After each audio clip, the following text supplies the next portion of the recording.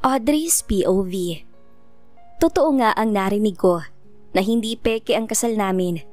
Hindi ko na kailangan ng pruweba dahil si attorney na mismo ang nagsabi.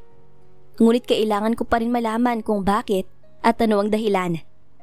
Paano ko nalang ito matatakasan balang araw? Hindi ko alam itong sinasabi mo, Audrey.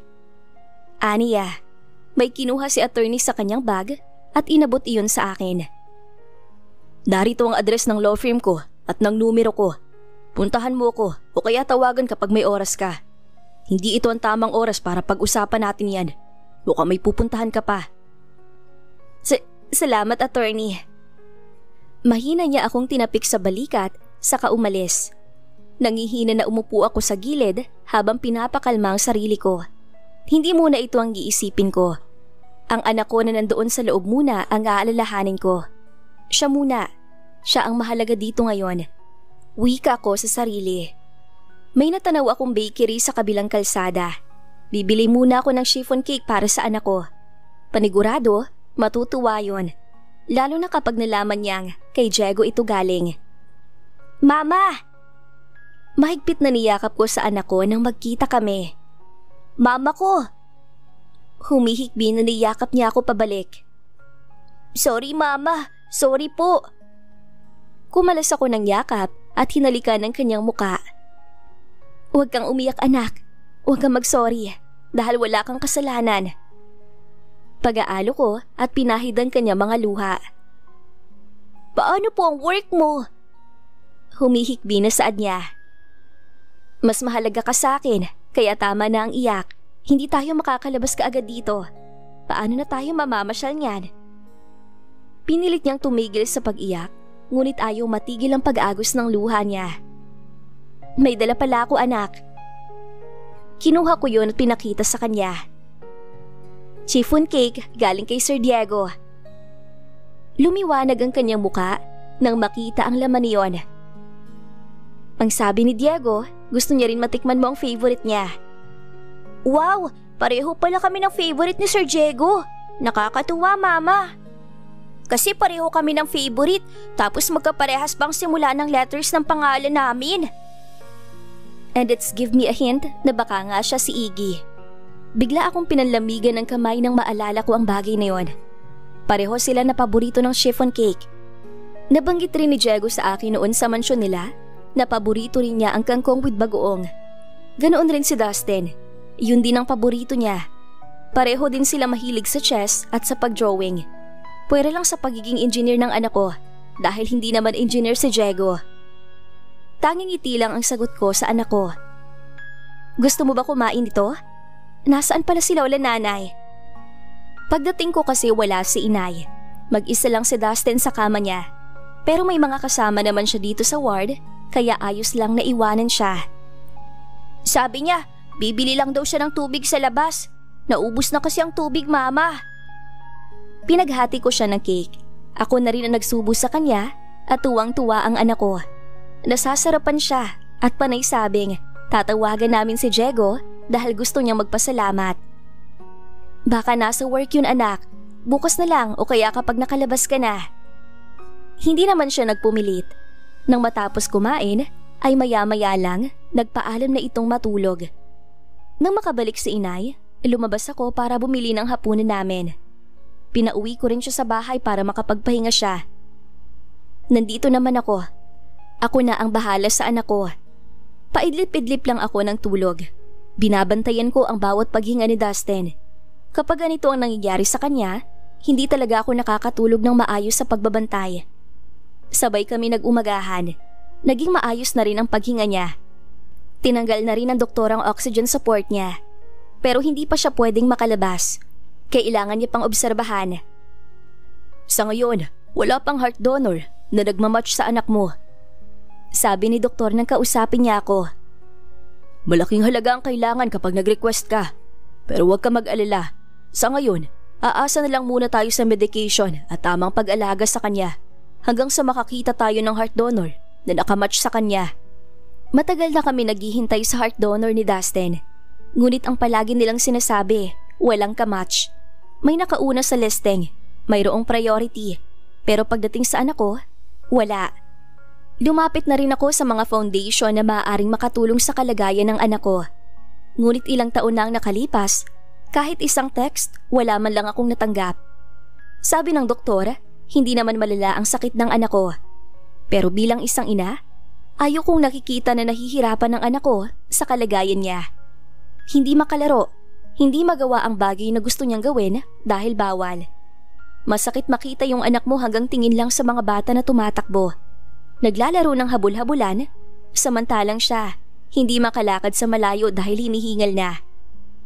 Makaraan ng 2 araw, nakauwi na si Dustin.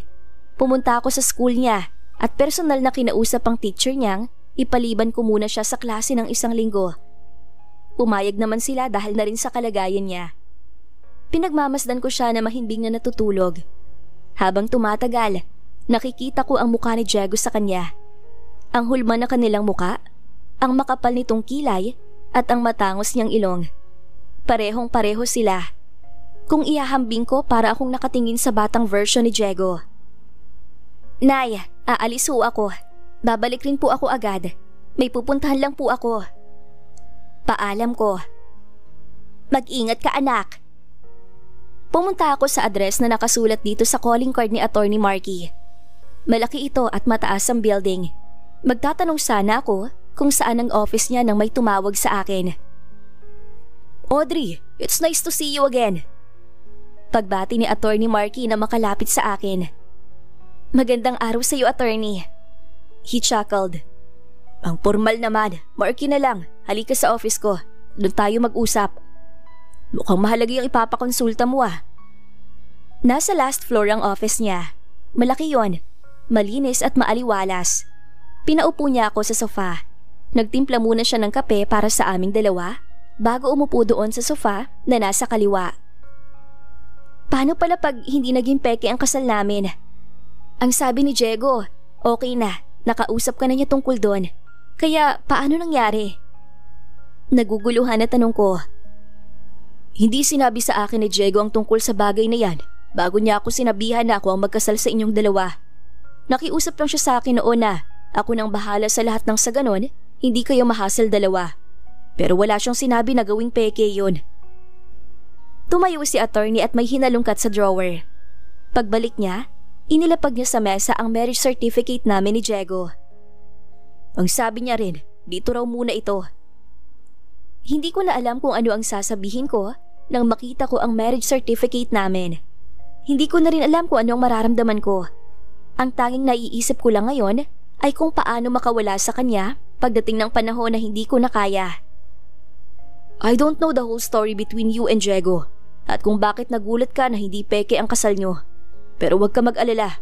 Ang impormasyon na ito ay mananatiling lihim sa akin. Thank you, attorney.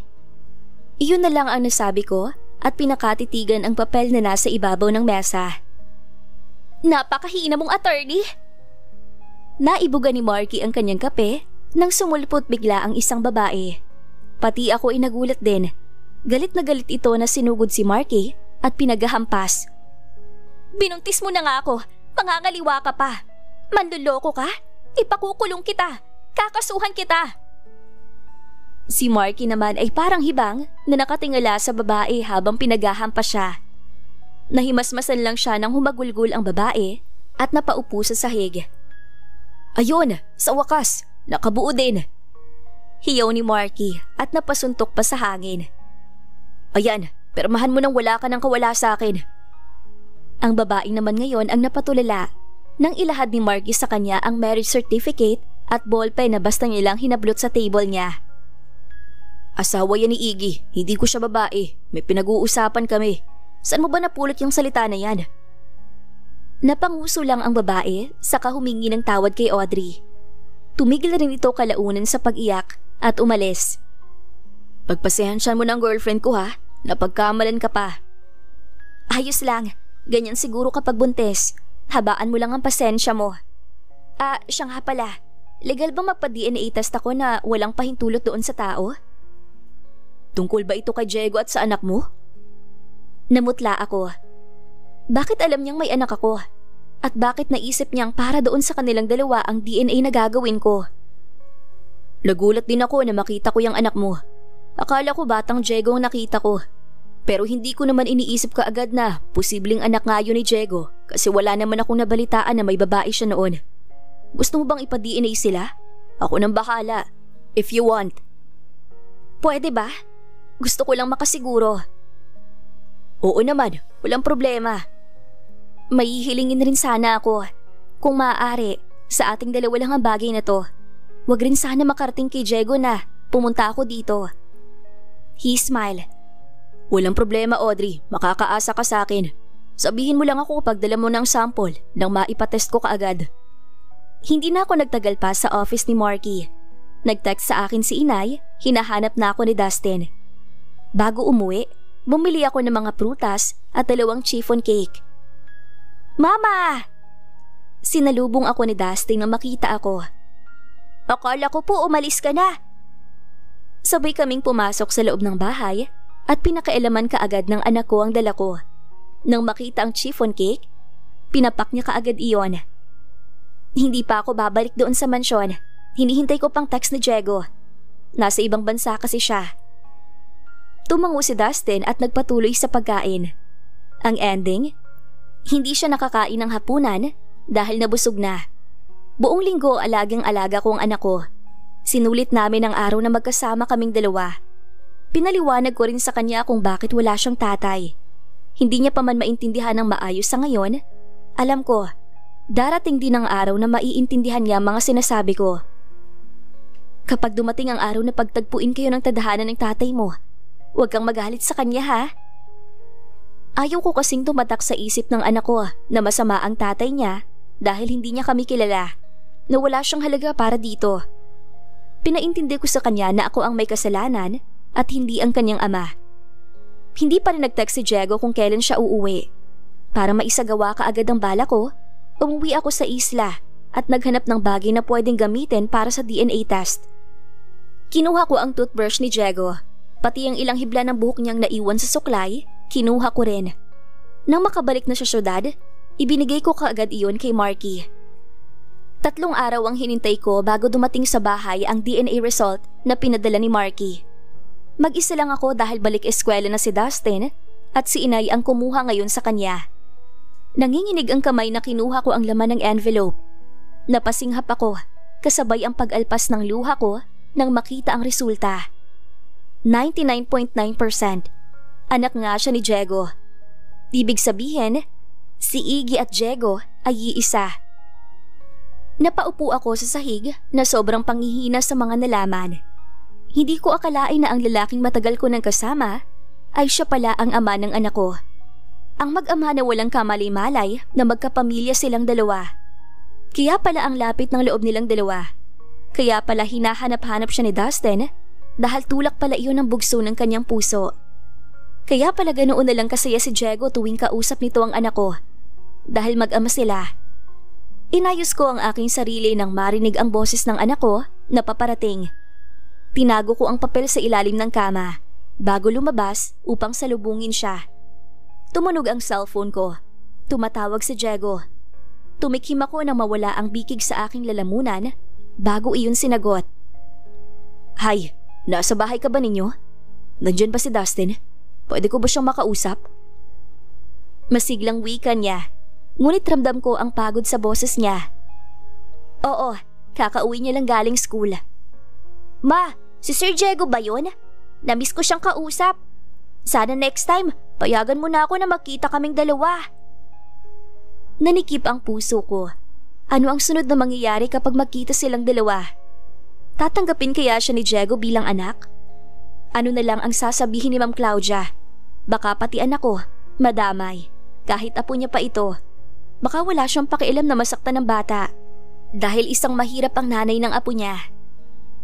Sir Diego, I miss you po. Thank you po sa pasalubong na cake. Ang sarap po. Masayang wika ng anak ko. Masaya silang nagkakwentuhang dalawa at walang kaalam-alam na sila ay mag-ama. Malalim na ang gabi, ngunit narito pa rin ako sa gilid ng bintana, nakatanaw sa kawalan. Iyong anak ko, kanina pa nakatulog. Kung hindi ko pa pinagsabihan si Diego, hindi pa matigil ng pag-uusap nila kanina. Gusto kong magalit sa kanya sa pagsisinungaling niya sa akin. sa paglihim tungkol sa kasal namin. Okay sana kung pareho kami ng nararamdaman. Ngunit hindi. Ako lang kasi yung nagmamahal. At hindi na ako aasa na mamahalin niya rin ako katulad kung paano ko siya mahalin. Ang hindi ko lang alam ngayon ay paano siya haharapin at umakto na walang alam sa nangyari sa kasal namin. At lalo na ngayon na napatunayan kong siya at si Iggy ay iisa. Hindi ko alam ang gagawin ko. Mama! Bumalik ako sa kama at tinabihan si Dustin. Kaagad siyang sumiksik sa bisig ko nang yakapin ko siya. Maya-maya, hinila na ako ng antok hanggang sa tuluyan na akong nakatulog. Nagising ako nang marinig ang isang hagikik. Pagmulat ko, iyong anak ko kaagad ang nakita ko. Nasa tenga nito ang cellphone at may kausap. Ang tamis ng kanyang ngiti. Iyong mga mata niya, nangingislap sa tuwa. Ngayon ko lang nakita ang ganitong